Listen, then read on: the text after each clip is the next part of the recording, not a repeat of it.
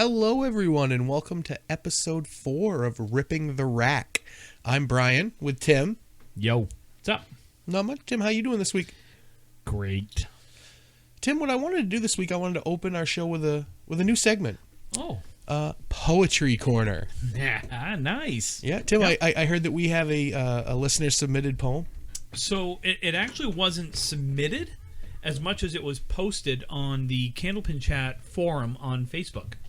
And, well, it's out in public, so I told them that I was going to read it on our podcast. One of our esteemed Massachusetts bowlers, Josh Rio, was on his camel. Rio, your camel is ready. Yeah. Anyone who was at the Worlds that year will know that joke. By far, one of the funniest things that I've heard at the Worlds when you're trying to bowl is to hear, Rio, your camel is ready. Oh my God, it was great. It was great. But anyways, on to Poetry Corner. So Rio has been known to do some poetry. He has posted it before, but as we're going through our phases here, phase 1, phase 2, phase 3, and wherever you're located depends on what phase it's in and all that fun stuff. Josh put this out yesterday, and I just thought it was really funny. Thought it was really clever. Throw some bowlers in there.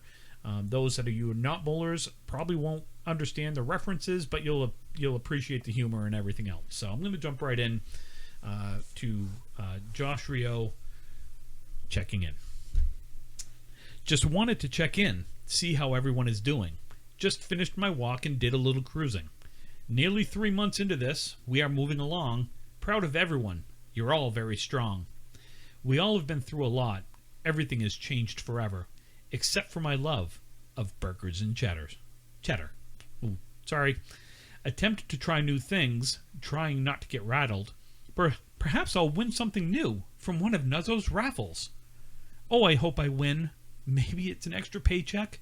Just don't deliver it via UPS or FedEx. Phase 1 is here. Almost approaching phase 2. Everyone's favorite number and probably Nick's. Oh, it's true. I don't know what I've seen more of, masks and long hair, or a post about Outrun the Bear. I have an idea. Let's create a poll. Danny Finn can help us. It's only the 9,284,618,423rd time that's drained my soul. I started to grow a beard. Thought I'd get lucky, but quickly realized I'd start to resemble Chucky. We're all trying new things. Some started to cook. Here's another idea. Joe Smith, logging on Facebook. We're all going on walks. What else can you do? But my sandals are worn out. Fuller, I need some new shoes. Some places are open, even dispensaries. Oh, what I would give to see a high Mark Gregory. That actually, I'm stopping the poem for a quick sec. I would almost pay money to see that. That would be amazing. That would be awesome. I love Mark, but that would be awesome. So good. Better weather is here. Starting to have fires. That's the life I wish I was retired. To everyone who is essential, let me be clear. Thank you so much for everything. Nate, go buy them a beer. We are making progress. Eventually we'll get there. Can't wait to see Jimbo so I can stop and stare. About to get dinner. Gonna put on a few pounds. Thanks a lot, Corona, for the global shutdown. We got each other. We will rise above. Remember to never hate and always love. Groovy, Tim. Good. That was groovy. Josh, thank you. That's great. It made me laugh the first time I read it on Facebook, and I'm glad Tim shared it on our show. That was I lost it on the Mark Gregory part because Mark is he's such a good guy and he's a great bowler. He might still be up on the lane, finishing up box number 2 by now. Maybe. If pin falls, look out. But no, that was a little bit of fun. I know today we got a jam-packed segment. We're gonna talk Massachusetts and New Hampshire bowlers. We tried to do them separate, but it's just so hard. Because everybody bowls everywhere. Well, let's face it. You can live in Massachusetts, but yet bowl in Park Place, or Exeter, or Lita. Mm-hmm. Just like you can live in Manchester and come down to, I was going to say Pilgrim, but they're not there. Academy Lanes or something like that. Riverwalk. So we kind of put them together. I know it's a little bit unfair for you guys, but it's going to be a long segment. We're going to cover a lot of stuff, but you'll get over it. So, Brian, what are we jumping into first here? Let's actually answer some listener questions. Okay. I know we had a few of those, Tim, manning our Facebook page. As always, please send us questions. We'll address as many of them as we can on the air. And email rippingtherackpodcast@gmail.com or find us on Facebook. Or you can go to our YouTube page, Ripping the Rack Podcast, and ask questions there too as well. Mm-hmm. So plenty of places to reach us. All right, now that's out of the way. What are our questions? So the first one was I thought was going to be a really interesting question, and it is, but to me it's a pretty quick answer, and that is, can generations be compared? Meaning, can your bowlers from the 50s and 60s and 70s be compared to your bowlers in the 80s and 90s be compared to the bowlers now? I just don't think so. And I think what it comes down to, for me at least, is I don't want to say not the ability, not how you bowl, but your availability, I guess it is, to bowl. It was cheaper back then. Mm-hmm. And I know inflation and that, and it's not comparable. It's more expensive now to bowl. You can't go throw 10 strings to practice, and it will only cost you, what, $8 back in the day, maybe? Yeah. Now you can't do that, and I just think the guys today that are really good, could they be that much better if they had the ability to bowl all the time? I know Brian Fuller says that he's missed Pro Series because he had to work. Yeah. I mean, I missed how many years? 3 of leagues, and then about 3 or 4 years of leagues where I could only bowl the Worlds, and you still averaged 130 in those Worlds. Yeah, but I was good. Well, you're Tim effing Matero. That's a story we need to cover about the Tim effing Matero in Moncton, because that was great. That really was funny. No, but we're gonna do that. Yep. So it was. My answer is no. You can't compare, and that is not to say that the bowlers of today are not as good or could be as good as the bowlers of yesteryear. But the answer I got, and this person that sent this actually answered it for me. They're a young bowler, younger, and a great bowler, and a really good dude. They basically said, personally, I feel there's not enough to bowl to make a truly accurate comparison. And he is correct. For right now, there is just not enough to bowl for. Back then, you would have, like the Maine Pro Tour, when I first started, had 100 male bowlers. Just from Maine. Wow. Okay? 100. Now it's not even in existence. The last couple of years that it was in existence, they were down to like 15 bowlers. So they're in the money. You could win a tournament and win $1,000 for that weekend. Am I correct in stating that Tom Olsta had to claim his bowling winnings one year on his income tax because he made so much? That is something that I had heard. I know 1 year in TV, when and we're not demanding his tax returns. No. Demand to see his tax returns. The story that I got, true or not, I don't know. But just from TV alone, it was something like $30,000. Wow! In 1 year. And now, I mean, you $10,000 is the world's. That's $10,000, and you're sharing it between. But who bowls that tournament for the money? No one. I don't. No one. Yeah. I mean, it's nice, but I bowl it for the title. Mm-hmm. So that's great question. Again, not a knock on anyone that's bowling now. Period. End of story. There are some great bowlers and great young bowlers. The sport is in good hands with some of these young bowlers. It's just a different time in a different atmosphere. There were tournaments every weekend in the state of Maine when you were younger, right, Tim? There were. There were. I know there was marathons every month, which was basically just a giant measuring contest, if you will, between bowling alleys. They send their 5 best guys from their bowling alley to bowl a marathon against everybody else's 5 best. Yep. And who was better that month? It was the quality of bowling, not quality, because the quality is great now, and it was great back then. There were more great bowlers back then. I guess would be the way I would put it. I mean, you go back 15, 16 years ago in that Pioneer Men's League on Thursday nights in Augusta. Yep. If you didn't bowl 120, you weren't in the top 15 to 20 averages. No. There were 15 to 20 guys that averaged 120 or better in that league. Yeah. And that's just in Maine. I mean, that's just in one, Augusta. Yep. That's not Bangor. That's not Portland, Vacation Land, any of those bowling alleys. And they were all alike. They all had, if you were not 125 plus, you weren't sniffing high average. Now, and so again, some of that is the alleys. Some of that's, different stuff. Last question I have for this week is a really cool question, and this comes from someone that is not a bowler, actually. They wanted to know, what traits, qualities, or skills have you learned from bowling that were you able to apply to other sports and vice versa? And I actually had to stop and think about that, because that is a fantastic question. It really is. So I didn't, I didn't play basketball. I didn't play baseball. I played baseball. You didn't play basketball, Tim? No, I know. That's hard to believe, I know man. it's a surprise. I was good, but I would never, ever remotely sniff the team. I mean, I went to a school with 1,200 kids. I mean, I was 5. I think I was 5'2" my freshman year and 5'5" my senior Spud year. Webb? I was, yes, Spud Webb, definitely. So what traits, qualities, or skills have I learned from bowling? So one of the, I'm going to actually do it from coaching.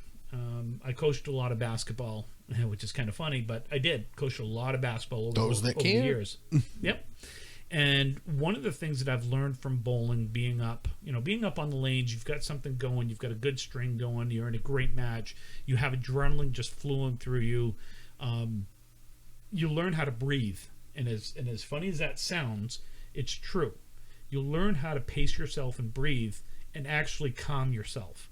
And I used to coach that when someone was shooting free throws. Calm yourself, breathe, relax, use the energy that you get from being in that emotional high, use it to your advantage, when you're at the line. And the other thing that I've used it for is learning how to be a teammate. We've all bowled on teams. We've all been a part of teams, and we've had great teammates and we've had poor teammates. I'll say it. We have had poor teammates. Mm-hmm. The guy that gets up, especially at the Worlds, throws their two boxes, doesn't high five you when they get off, doesn't sit there and cheer, ends up going out back, getting a drink, going out for a smoke, walking around.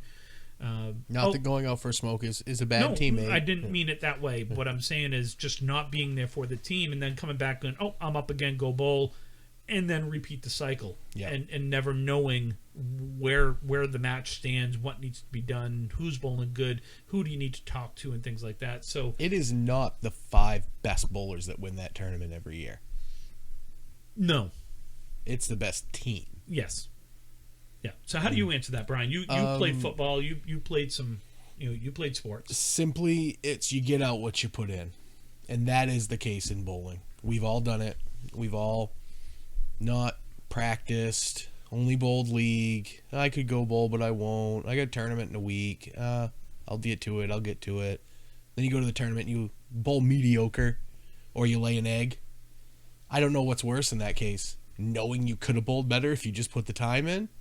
Or just that's how bad you bowled, you feel that bad. Yeah. I don't know which is worse in that case, but that's what you get. You get out what you put in. And in football, that is the case. I played a year at the University of Maine. I played some semi-pro in the NFL. Played, obviously all 4 years of high school. I was a varsity starter. And you get out what you put in. You dog it in practice, you're not going to want to do it in the game. Yeah.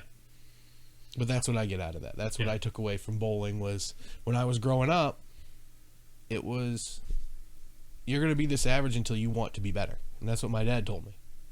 And he's like, you can go play all the arcade games you want while I bowl league, or you can go bowl. You pick. Yeah. I chose bowling. Yeah.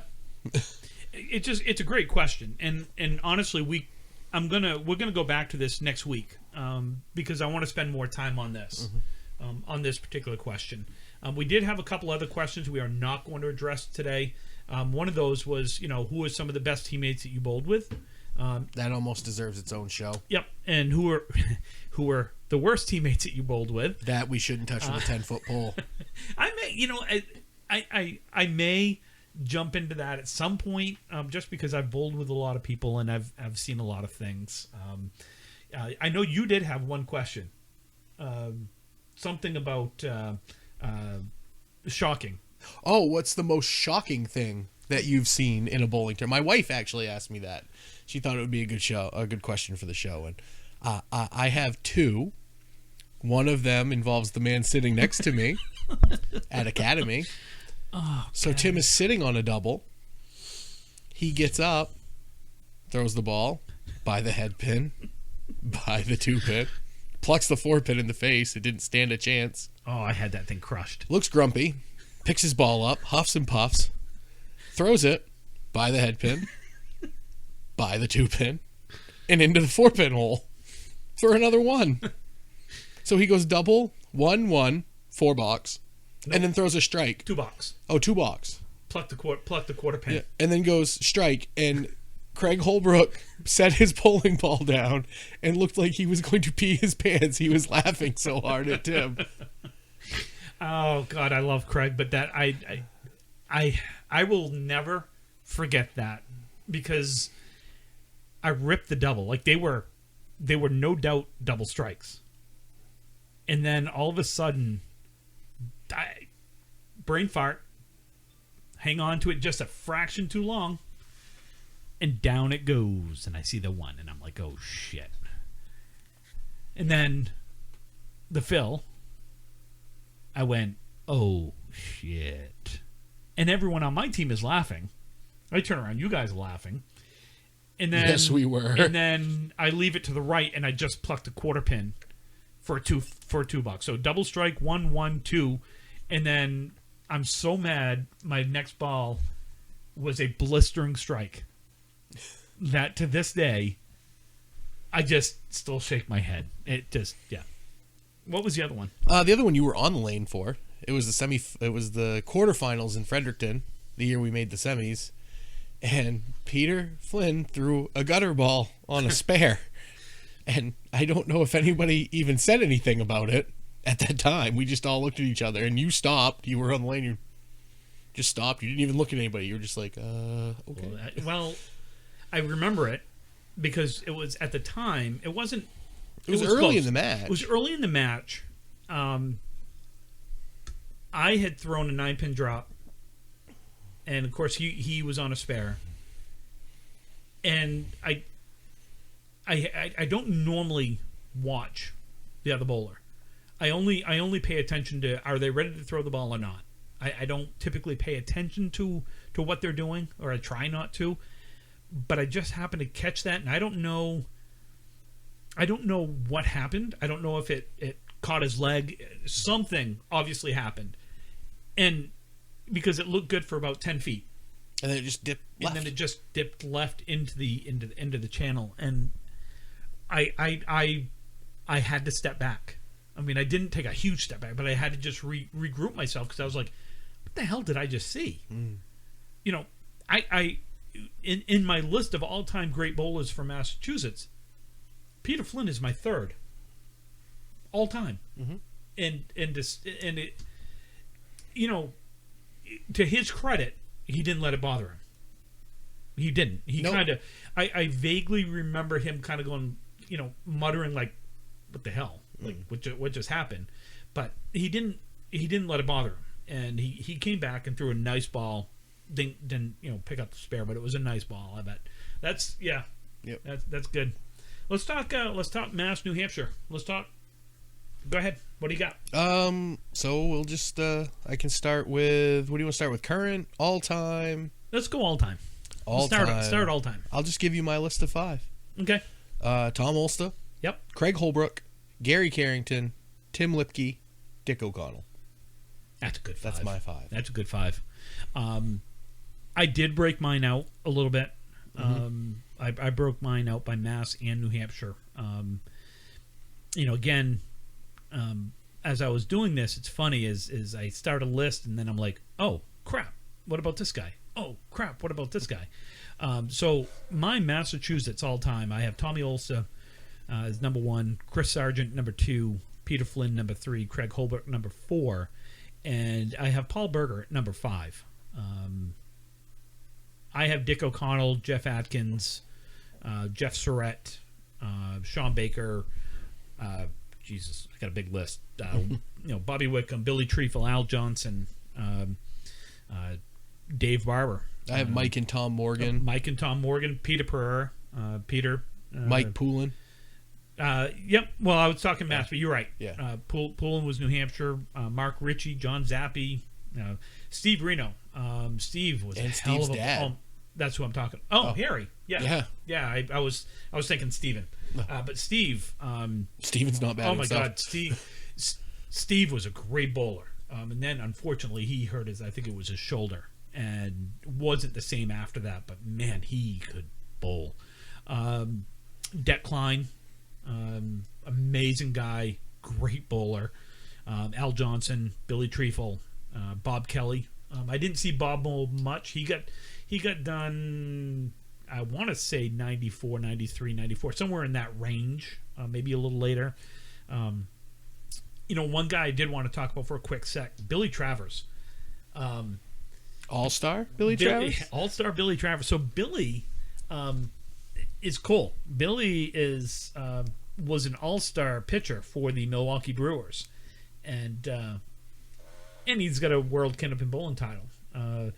Billy and I were sitting back, I think we were in Halifax one day, and we were bowling against each other. And, of course, Billy's like 7'4". I don't know. He's a tall dude. Billy's got to be about 6'5", 6'6". Maybe a little taller, maybe a little smaller. But, for me, that's... He's big. Left-hander. We sat back and we were talking. And I asked him, I said, Billy, what's more nerve-wracking to you? Standing on a pitcher's mound with 50,000 people, or standing up on the lanes bowling? And he looked at me, he goes, you're not going to believe this, as he's got his all-star ring on. He said, standing up on the lane, I am more nervous bowling than I ever was throwing a baseball. That boggles my mind. And I looked at him and I said, what the hell are you talking about? And he goes, look, I throw a pitch. Worst thing that's going to happen is someone's going to hit a home run. It'll suck, but that's the worst thing. Or I get 8 other guys behind me that if I throw a pitch, they're going to get the ball. Now, I'm bowling. I got no one to help me out here. It is just me. And that was kind of neat. It was just kind of a neat little story. For New Hampshire, I have Tim Lipke number 1, Gary Carrington number 2, Chris Bovair number 3, Steve Vadney number 4, Joe Ashline number 5, John Winchell's right there, Mike Poulin's right there, Rich Clark, and there's obviously some others too. Steve Plant. Oh, Steve Plant. Steve was a great guy. Is a great guy. Was a great bowler. So, you can mix and match. You can really kind of, do this around any way you want. That's how I did my current guys, because it's tight down there. Any given day, I think. Yep. My current, just 5 guys that I think are right up there. Chris Sargent, Jeff Surratt, Dave Godwin, Brian Fuller Jr., Chris Bovair. I don't think you can go wrong with those 5. No. It's, I don't like Surratt. I think he's a whiny ass. Surratt. Surratt, he sucks. Just kidding, Jeff. Don't beat me up the next time you see me. Sean Baker. Sean's a tough one for me because the dude is a hell of a bowler. And if you don't know him, he doesn't talk. No, he's very quiet. Very quiet. If you don't know him, right? Over the last couple of years, he and I have had some conversations. Just he's opened up a little bit to me. Nothing major, not like world politics and stuff. just a little more. I'm not gonna say friendly because he's always been friendly towards me. But a hell of a bowler. I love watching Baker bowl. He's a machine. He is fun. Godwin, he sucks. He's terrible. Just another, when people talk about your bowling d-bags. Yeah, I know. He's right up there. Godwin's one of them. Man, jeez. I love Dave. Dave's awesome. Excuse me, Dave. I got a ton of respect for Dave, and he knows it. I've told him that more than once. I love to watch him bowl. One of the coolest things. I think we all know I hate to lose. I do.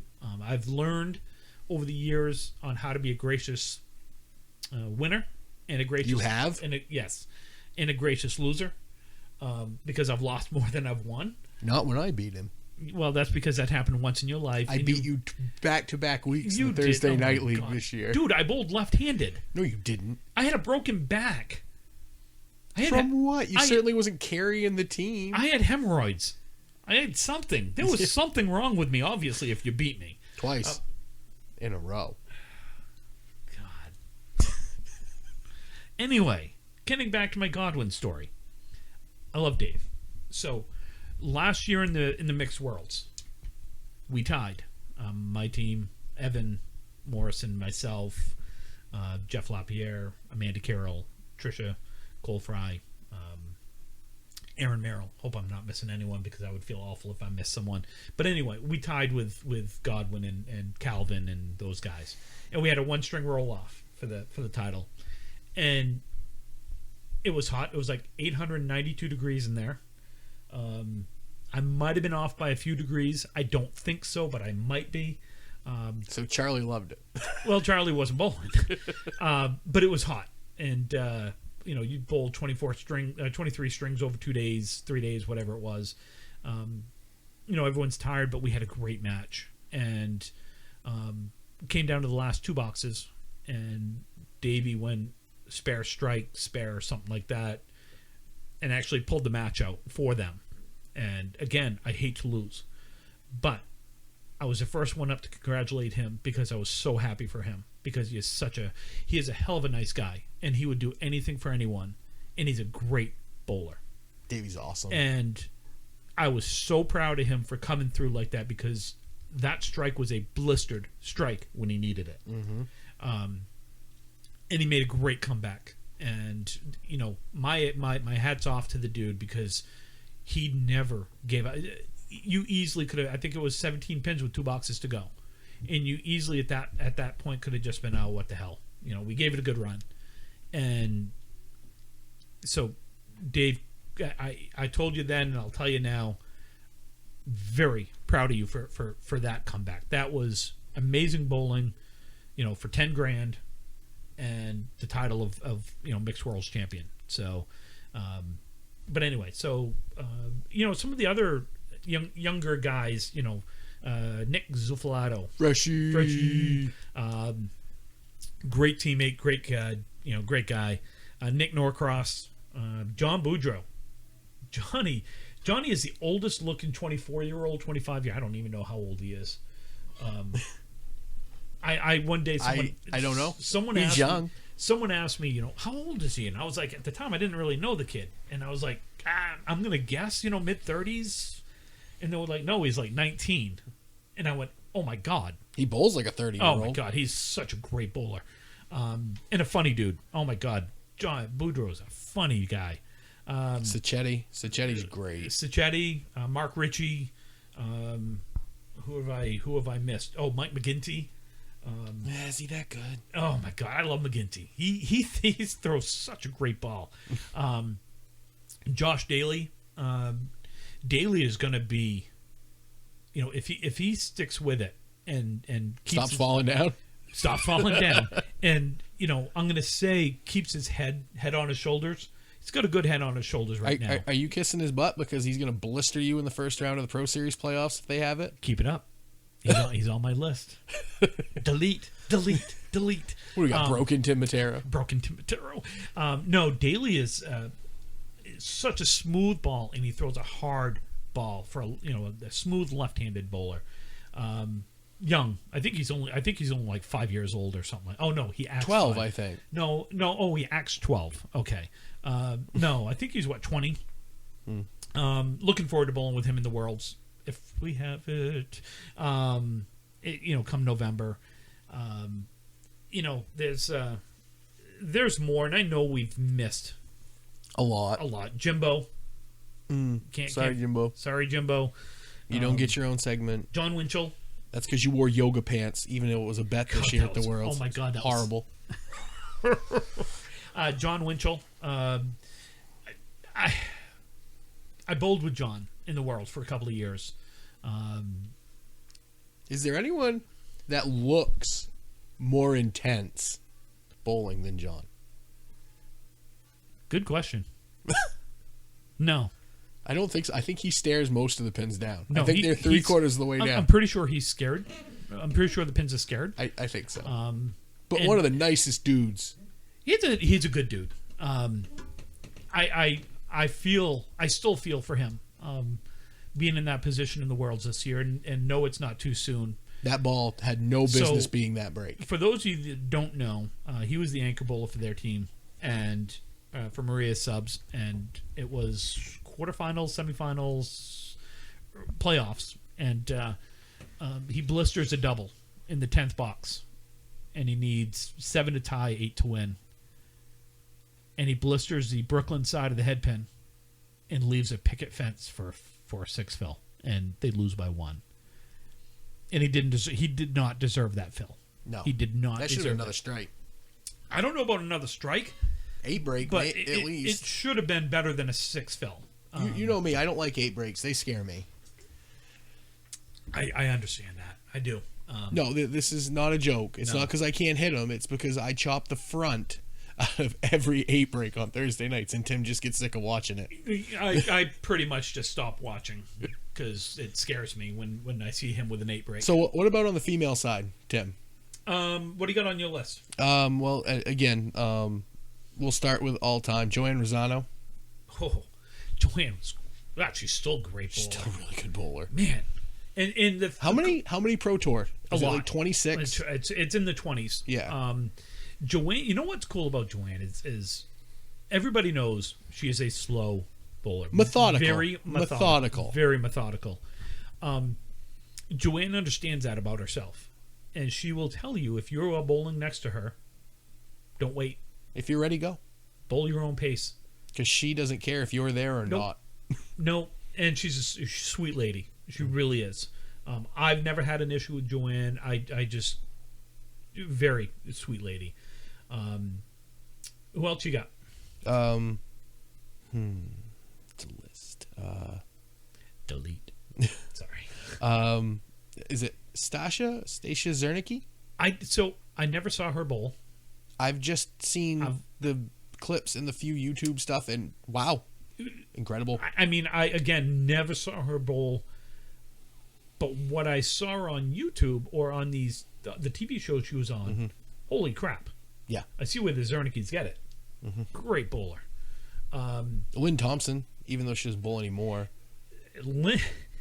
So I did not have Lynn on my list, and one of the reasons why I did not, honestly, is because I forgot about Lynn. She's so quiet. Well, she's quiet, but she stopped bowling because she got injured and she was hurt and stuff like that. But Lynn was a fantastic bowler. Tony Marie, Baldinelli. I didn't get a chance to see her bowl other than YouTube stuff. And so I only saw her bowl a handful of times. She is another one, and I don't know if I ever had a conversation with Tony, but what a great bowler, an absolute phenomenal bowler. I mean, she was. If she's not the top, she's definitely one of the top 2 or 3 bowlers of all time. Period. Great bowler. Maddie Kelly, Yeah, more current, yeah. more current. Maddie's going to be dangerous for a long time. Should be kicking Evan's butt for a long time. Everybody kicks Evan's butt. I mean, is Evan even that good? Anymore? I don't know. I think he's past his prime. What do you mean that? What do you mean anymore? He's going to make me pay for that tomorrow. Oh, probably. Oh, by the way, we are taping this on Saturday night. We're playing golf with him tomorrow. So, And Jim Killam. And Jim Killam. So it's me and Tim against Jim and Evan, and then you're going to give us, what did they say, 5 shots aside? Well, considering it's going to be them two against me. Easy, son. Not just a pretty face. Thank God for that. Let's see, who else we got? Some Mario. Mario. Come on. I love Mario. She's such a sweet lady and a good bowler. She tore the Can-Am up Yeah, she this did. year Yeah, in she June did. in Canada. Or no, in October? October. Yes. October. Jess Stockton, great bowler. Tina Ward. Tina also Ward. really good. Yep. Nikki McKeever is another good one. Yep. Sonia Rossi, Mm-hmm. good bowler. Lori Lewis. You got Janet Pock. Nance Vestal were both great bowlers back in the day. And nice people. I don't know them that well. Becca, her daughter. And Sarah Duffy. There are some really good bowlers down there. I'm not as familiar with the female bowlers down that way, just because I didn't bowl. I don't bowl against them a lot, so I didn't see a lot of them. Growing up and whatnot. So we obviously missed people, and that is never our intention to leave someone out. In fact, if you want to, if we miss somebody, drop us a comment. Let us know. Yeah, We'll do air our grievances or listener grievances next week. listener grievances. I like it. So what else do we get from Ass? Looking at the notes here. What was your favorite place to bowl? South of the Maine border, I guess. South of the Maine border. So what was your favorite New Hampshire, favorite Mass? Favorite New Hampshire, favorite Mass. New Hampshire, you know what? I call it the old Park Place. Was fun to bowl because it was fast. And It was super fast. super fast, and which made it fun sometimes. Yes. Now sometimes it was, a little crazy. I like Lakeside. I've only bowled there a couple of times, and I have never bowled at Lakeside. I like Lakeside. And my Can-Am partner bowls out of there. And she would be mad that I didn't mention her. Iris. Iris. Yeah. Sorry, Iris. Nice job, Brian. Don't beat me up. You're I'm in trouble. You're going straight to hell. It'll be warm. Most of my friends will be there. That's true. For New Hampshire, I'd say right now. I can really only say Park Place because that's about the only place I've bowled. I'll say I've never. Well, bowled. no, Lita. I like Lita Lanes. It's a tough house, or I find it tough. I find it tough. I had but fun it's fun when to I bowled there. But though. it's fun to bowl. It's fun to bowl there. Massachusetts. I enjoyed Pilgrim Lanes. I bowled there a couple of times. It was. I didn't get the chance to. I bowled Academy. I bowled there. Academy. You know what I like? I really like Riverwalk. I bowled there. I've never bowled Riverwalk. I stopped in for that TV show once and 5 strings, and it was so much fun. Woburn Bowlodrome. I think it's Woburn Bowlodrome. I think Woburn. Nick Norcross. I know he bowls there. I really like that house. I've only bowled there that one time this past year, and I haven't had a chance to bowl there. Oh my god, I felt so comfortable up on the lanes. It was just, I don't know. I really liked it. Millis is cool. Oh, did you? Yeah, you bowled that day. I think you bowled with Morrison when we bowled in Alley Cat. Oh my in god! Kingston. Oh, geez. What a drive! First off, for those of you that don't know, it's 5 hours from us. Yeah, Rockland is tucked into the lower mid coast, mid coast. It's mid coast. It is. It's an hour and a half north of Portland, and we're an hour and a half south of Bangor, and we're 45 minutes to an hour from Augusta. So we're in the triangle of no interstate. triangle of death. There is nothing here. It's lots of trees and water. And lobster. So it's 5 hours for us to get there, and then it was a tough place. Oh my god, the weirdest setup with little people, little beds. And No. Wasn't that Alley Cat? No. Alley Cat's Alley down. Cat has the split. Okay, yep, I know now. And then the other one you're talking about isn't there anymore. It was Fairway Oh man, in okay. Franklin. Yes. And So- we got you into the little. They had these Christmas miniatures. They were like mice and like little snow sets, and they had one with a bed, and we made Tim get in the bed with the little miniature mouse. Yeah, I remember that. Those ball returns Okay. are in Augusta. Yes. Yeah. Okay. Trivia. I know. Sorry, Alley Cat. I remember is the two sides. Yes. Two sides In Kingston. in Kingston. I think that's pretty close to Rhode Island. I'm pretty can't sure. tell. I'm pretty sure we were almost in Puerto Rico. Pretty sure. What else you got? Let's talk about moving away from the states. Let's talk about the Matt Cleveland stats Oh, from yeah. the old worlds. Yeah. What do you want to talk about? I've got. Well, we know we put him up there, and I'm looking back at him in my first couple words. I'm going, who is this guy? He was actually decent. Oh, you must be looking at my scores. Shut up, Tim. 2005 is the one I have up here. Yeah, let's talk 2005. Maybe we'll visit some of So, these I'm more gonna- frequently. I'm gonna say We're going to start at 2005 because that's my first worlds, and nothing matters before I started bowling the world, so I don't care. brutal honesty, folks.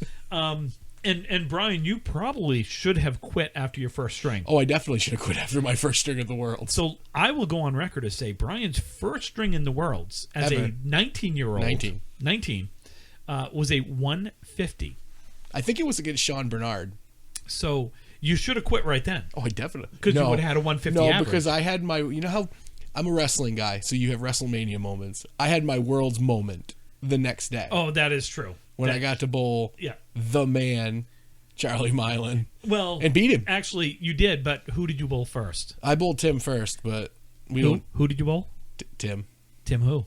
Tim effing Matero.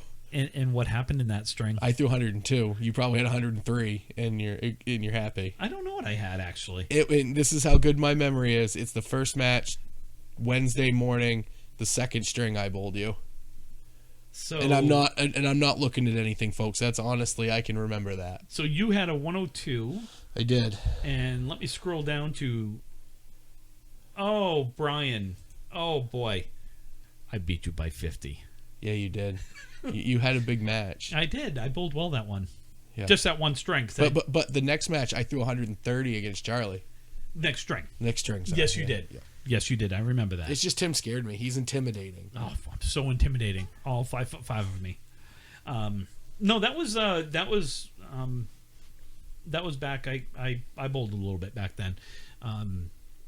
Tony LeBlanc was a high This was at Halifax Fairlanes. Halifax Fairlanes. Tony averaged 137 for the week. And if you go back to if I go back to Tony here, Tony went 406, 357. And then he went 407, 463, 424, 416, 415, 406, 416, 437. That's a lot of 400s in a row. That's a lot of 400s Now, in a row. I have a question. Yes. Because maybe some of our younger listeners that have bowled the worlds will want to know. Yes. Why was Tony LeBlanc bowling that much? Tony, Tony took one string off the entire week. Speaking of that, this year's Worlds, there was one guy in this year's Worlds that bowled all 33 strings. And it was Jason Kaler Yes. on my team. Yep. Yeah. It was not uncommon for Tony to bowl every string. Was it just because he knew if he sat, he'd just get super stiff and couldn't get back out of it? Or, I mean, I don't know. But that was maybe he was on performance enhancers. definitely on steroids. Probably. Probably. He was a bulky dude. Yeah. Yeah. No, Tony. I'm trying to think of some of the other top three. I think I want to say. Hold on. It was without looking at that. I know Chris McGrady beat me by 0.05 because he tells me that all the time. He finished 5th in average for the week. I finished 6th. Well, that's because McGrady's better than you. Clearly. Sean and Nate Neely were 1 135 for the week. And I I was 130. We were all three of us were on. And the same Nate was team. also undefeated in shuffleboard in the bar. Yep. And then Robbie Henderson was 136, 135, somewhere in there. So it was yeah. Yep. Yeah, they were good. 05, I mean, that was my first Worlds. What an experience. It was, I think I miss threw that at house. the time. No, at the time I threw my second high five in the knockout, which was 622. Yep. And didn't sniff. It was, I think the cut was 650. So my first Worlds in 92 in Bangor, I went 667 and qualified 31st. The cutoff was 666. Wow. That's insane. 667. And I just sat back and went, what the hell am I doing here? That was like, at the time, that was one of my high fives. I just went, what in God's name just happened? But you had a good run to the semis. Yep, I had a good run to the semis, and then Jeff Atkins proceeded to say, young man, you can exit stage left. Yes, because I'm not going to miss anything. What else we got? Other than that, for bowling, I will tell the people, as we're recording this, we are watching YouTube on the TV in front of us in my man cave, and we have the 93 Worlds on. Or this looks like a different alley now. The video This switch. is not the 93. It has gone No. to, this is a TV show. Oh, yeah, this is... Fran Honorato versus Steve Adney. Yep, it must have switched on us Yeah, it while we switched. were recording. Recording. But we watch bowling while we do this. Yes. To get us in the mood. In the mood. So, speaking of the mood, I got a funny story. I want to share my funny story. Okay. Is this where we're wrapping up New Hampshire and Massachusetts? And Tim, do you have any funny stories about Massachusetts or the Big Dig or the Tobin Bridge or having to poop? So this is going to appeal to those that have a juvenile sense of humor, like me and Brian. So I'm playing at a charity golf tournament down in Rentham, Mass. Mother's Day, right? Mother's Day weekend. Well, it's the Monday after Mother's Day. Several years ago, I believe we were playing, at the time, it was held at Foxborough Country Club.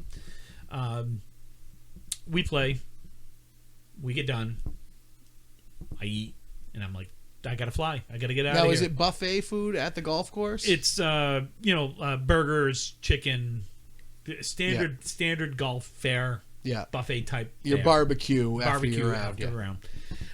And I'm like, okay, I bowled with my friend Brian and his brother golf. Jim. Golf. Jeez. And not me. I'm his friend Brian, but not this Brian. My other friend Brian, because I'm allowed 2 friends named Brian. Well, Purdy's gonna be mad now. Oh, I'm allowed 3 friends named Brian. Fuller. 4 and Fuller.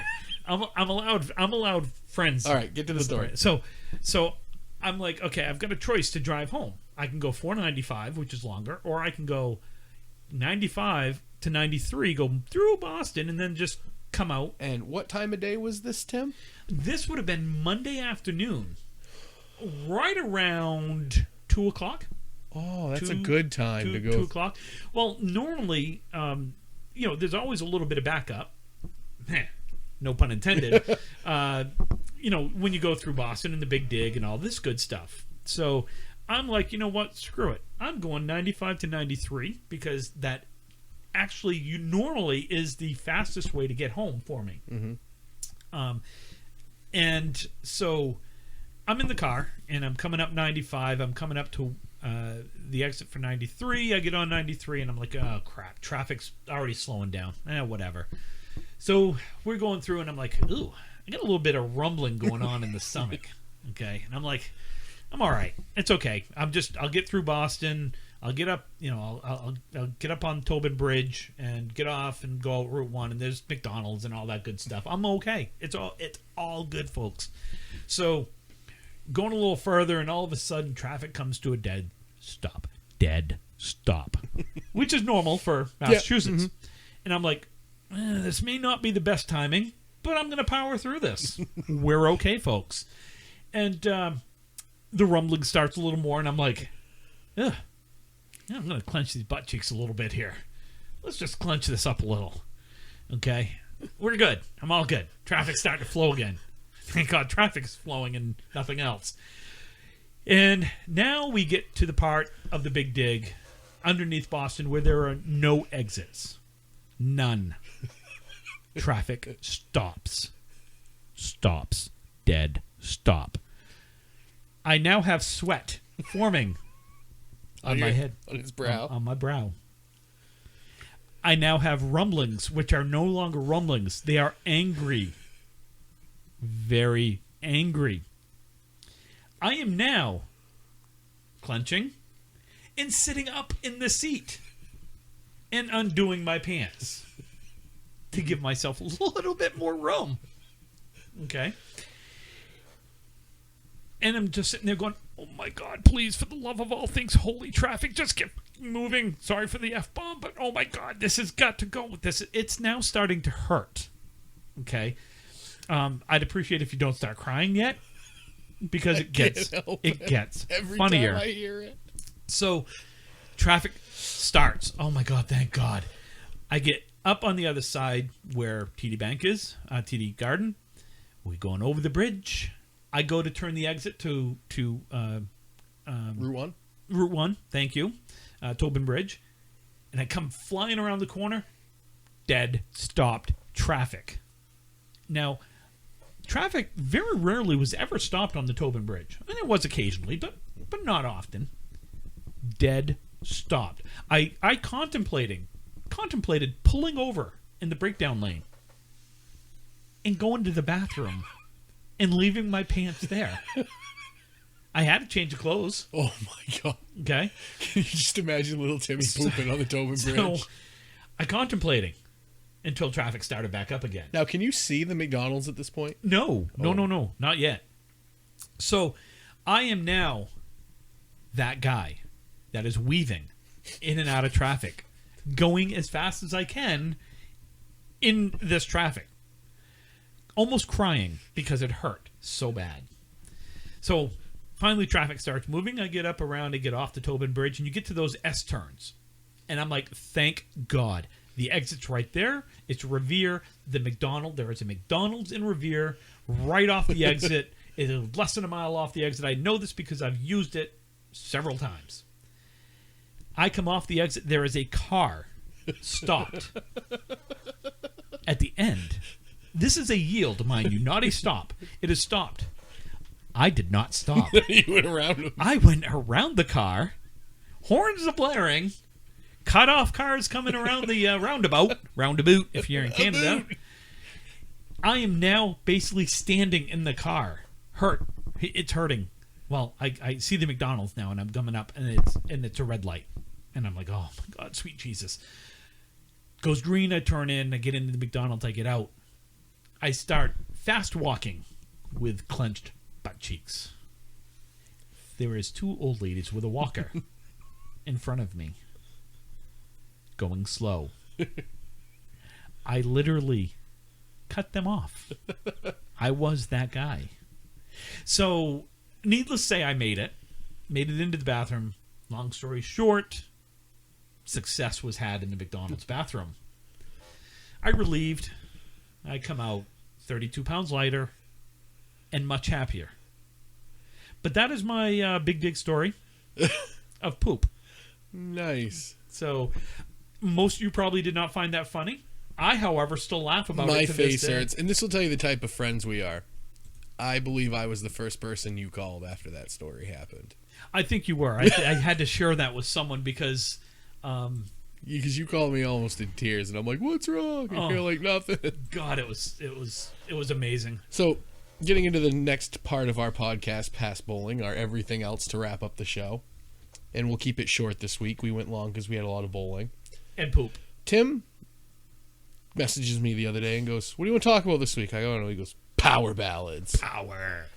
So, Tim, Yeah. I got 5 power ballads for you. That's it.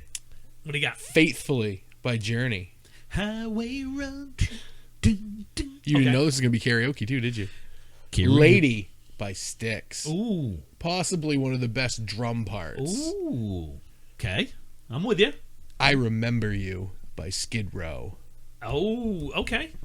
I feel you. I'll Be There For You by Bon Jovi. I'll be there for you. And See Home Sweet Home by Motley Crue. Oh my God, I love that song. Is that not the quintessential last slow dance at every high school dance in the 80s? On my way. Just set me free. I apologize, folks. Home, And we certainly don't home. own the rights to any of this music. You can feel Sorry. free to buy Tim's rights if you want. So, I have some power ballads as well. Okay. Every Rose Has Its Thorn by Poison. I Want to Know What Love Is by Foreigner. 2 Out of 3 Ain't Bad by Meatloaf. Never Say Goodbye, Bon Jovi. Ooh, great song. Never say goodbye. I was talking about this with Kelly, and she said Always by Bon Jovi. That dude's a Ooh, power ballad yes. machine. Yep. Lady by Styx. Broken Wings, Mr. Mister. Ooh, very good. Ooh, Hungry Eyes, Eric Carmen. Would you count that? It's not really a power it's ballad. not really a power ballad. I mean, and- if you could consider Piano a power ballad. Yeah. Is Bohemian Rhapsody a power ballad? No, Bohemian Rhapsody is a great rock Or is it song. an opera? It's a rock opera. Sister Christian, Night Ranger. Ooh. Yeah. November Rain, Guns N' Roses. Have you seen the music video for November Rain? Yeah, it's really cool. It's 22 minutes of excellence. Yeah. Open Arms by Journey. I'm a Faithfully guy. I- Open Arms to me is not one of my favorite Journey songs. I didn't say favorite. It is a hell of a power ballad. And then my number one power ballad I have is Home Sweet Home by Motley Crue. Honorable mention, Nothing Else Matters by Metallica. Yes. Yeah. So this got me thinking. Power ballads, we're big, strong guys. Well, Well, I'm a You big, are. strong guy. I'm a big guy. I'm a guy. Okay. Guilty pleasures. We all have our music guilty pleasures. Speaking of music, Yep. a little bit, real quick. Angie hates everything Tim listens to. Hates it with a passion. yeah, she does. That's why we get along so well, because she hates all my music and I have to listen to hers. Yeah. Yeah, it's great. It works great. So, guilty pleasure songs. My number one might surprise you. My number one every time. This song is epic, comes from an epic movie, and makes every single sports video you watch with it better. And it's My Heart Will Go On by Celine Dion. And Cheech just started crying. You can ask my wife. You can ask her. This is dead serious. When we go to Vegas, the one thing I've said is I wanted to go see Celine in Vegas because it would have been amazing. I like She's Celine. great. She is. She's a great singer. And I grew up. I was in chorus. I was an all-state singer. I did theater, music theater. Like, we didn't have those stereotypes. I'm sorry if you come from a school that did. Our football players were half of our musical dance crew because we had footwork. So I came from a school that had a chorus of 125 members. That's 10 short of my graduating class. Yeah, that was just our chorus. Yeah, ours was 65. Yeah. And I sang in chorus, and then my senior year I was in a group called Viking Voices, which is there was Vicats and Viking Voices.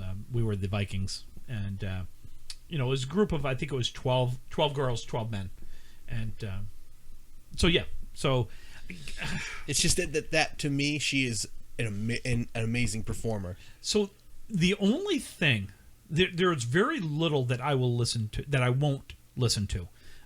I'm not a fan of opera. I never got into it. Bocelli, though? No, honestly, I can appreciate. Did you watch any of that concert he did on Easter? Yes, I can appreciate the art. I can appreciate the talent. Just don't want to listen to it for hours. I'm just not. Is it because it's in Italian and you don't? Most of it's in Italian. Maybe I don't know. So also guilty pleasure.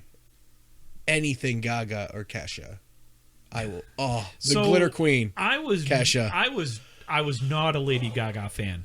I don't know. It just, something about her annoyed me when she first came out. I don't know what it was.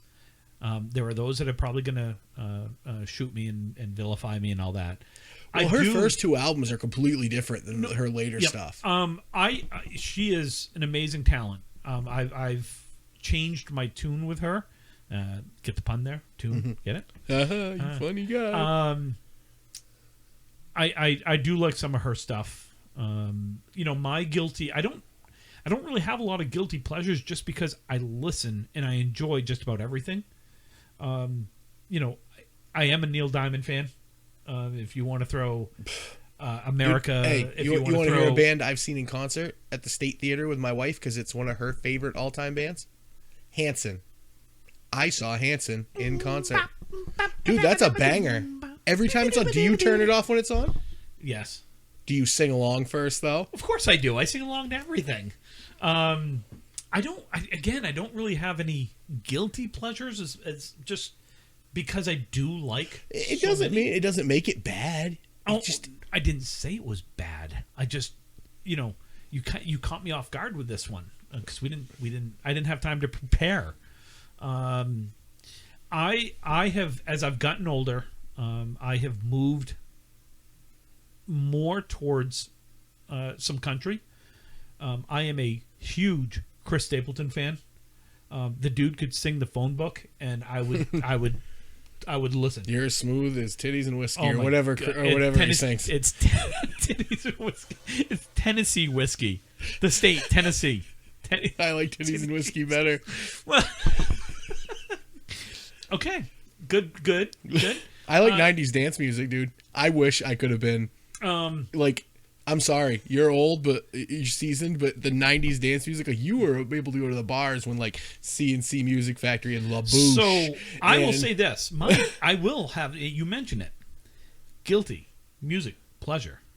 My wife, love her dearly. She's a saint. Has now brought me to see Vanilla Ice. How many times? 3 times in concert. The I Love the 90s tour. In the last 3 years. Not only that, but we saw him in Vegas with Tone Loc. Wild thing. He's in Surf Ninjas. Did you know that? I didn't. So the obscure 90s movie. Salt and Pepper. Coolio. Coolio was awesome. Did you see Digital Underground? No. Humpty Dance. No. So it's been pretty much the same both times. Yeah, real quick, I just wanted to wrap up a couple things. Docuseries are huge right now. Yep. As you know, I'm a wrestling guy. Dark Side of the Ring. If you're into, you don't even need to be a wrestling fan. If you're into like crime dramas or just those kind of shows, these are excellent. They did a 2-parter on Chris Benoit, which I could give you my thoughts on him for days. He's one of the most talented workers ever, and what he did to his family is unmentionable. But those are really good. They're just in depth, and they show you a side of the business that you don't think about. It's not cartoons and candy and John Cena. It's bad stuff too. Yeah. And again, just TV shows. I'm watching Brooklyn Nine-Nine. Wow. Andy Samberg is awesome. Oh. He's so funny. So one of the things of being home so much over the past 2 or 3 months is I've started to go back in time. I am now watching all of the NYPD Blue shows. I need to watch. Oh my God, I forgot how good they are. And I will say this. I'm going to say this, and I best name Detective Sipowicz. Sipowicz. I'm going to say this because I know my wife is not going to listen to this, and she should, because I'm going to give her credit. She has got me watching Jersey Shore. Not just the new Jersey Shore. I mean Jersey Shore, the original. And I hated it before. Like I know you did. I would, JWoww married a guy from Maine. Well, JWoww's weird. JWoww. Well, she's angry a lot of the time. Yeah. So no, I've been watching that. Brooklyn Nine-Nine is fantastic. We talked about it on our last show real quick. Yeah. As we're going to wrap up. What did you think of Tiger and Phil? I really enjoyed it. I could listen to Tom Brady. I found something I'm almost as good at as Tom Brady. So here's what I want to tell people. Tom Brady is a legit 8 or 9 handicap. You can say he's not, and I'm going to say you're full of crap.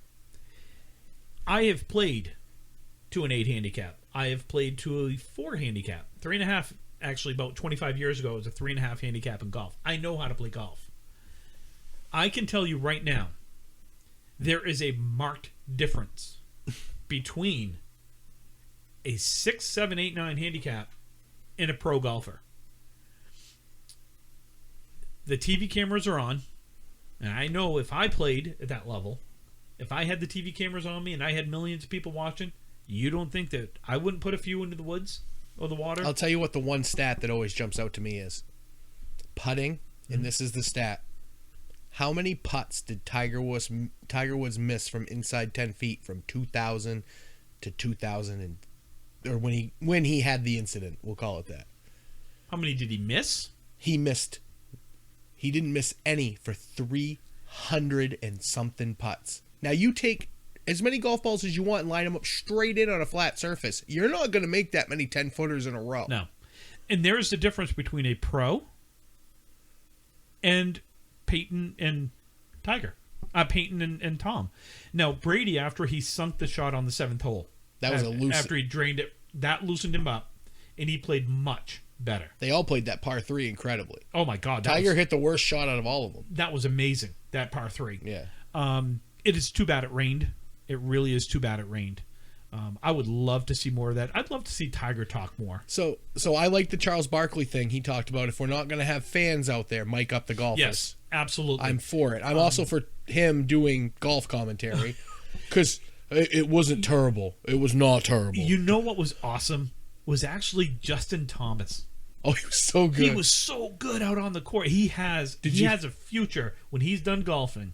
He has a future. He's going to be phenomenal behind the mic. Here's another cool thing. Did you hear the Peyton Manning thing about why he wouldn't wear red? Yeah. He wouldn't wear red and black with Tiger because they're Georgia colors, and he was not going to be involved. And I loved it. I loved every second of that. Yep. I was really entertained. I know Tiger didn't talk as much, and I would like to have, because Tiger is he's very guarded with what he will say. Phil doesn't care. Phil's that drunk dad at the cookout that is just saying whatever he wants. Now, to hear him talk about golf and the shots that he was going to do and the shots he was going to make, it was really cool. I don't know. I want to see more of it. I want to see. I do. I'd love to see. I think it was Sergio and Drew Brees said they would take the winners on. Here's something that I caught though, and to just wrap it up, if we can. I watched a match the week before with Ricky Fowler, Dustin Johnson, those guys. They carried their own bags. Yep. What's wrong, Tiger and Phil? Yeah, and did you notice the bags they carried? Though? Oh yeah, they weren't the staff bags, were they? even the other guys though that walked, they weren't the staff bags. The cool thing now, I've been on Snapchat for a long time. I mean, it hasn't been around a long time, but I've been on it for 3-4 years, whatever it is. Longer than that. You were on it when we started at Red Zone. I guess it's been a while. I used to follow, and I still do, but they don't do it as much. Was Ricky Fowler, Justin Thomas, and Smiley Kaufman. Spieth very rarely. Does Smiley Kaufman play golf anymore? He got injured. He was injured for a while. Huh. But to follow them on Snapchat was awesome. Their bro spring break after the Masters was epic. Oh my God, yeah. Good times. I think we got to wrap this up. We're going a little long. Well, we like to talk. Yeah. Tim, what are we thinking about next week? Do we tackle Nova Scotia? Sure. We're going to tackle Nova Scotia next week, so send us your picks. Nate LeBlanc, you're not getting top. You beat Tim in the poll on Facebook. He hasn't beat me yet. It's not over yet. Tim, you're getting buried. You are the duck. He is the cat. I was only down by 8 votes. Log on. Vote for me 9 times. Come on. You know when people hear this, you're going to have already lost. I know. But anyways, thanks for tuning in. We appreciate it. And in this climate, just everyone be kind to each other. Just be kind. Be nice. Thanks for listening. Yes. We won't go there. Right. Thank you. Thank you.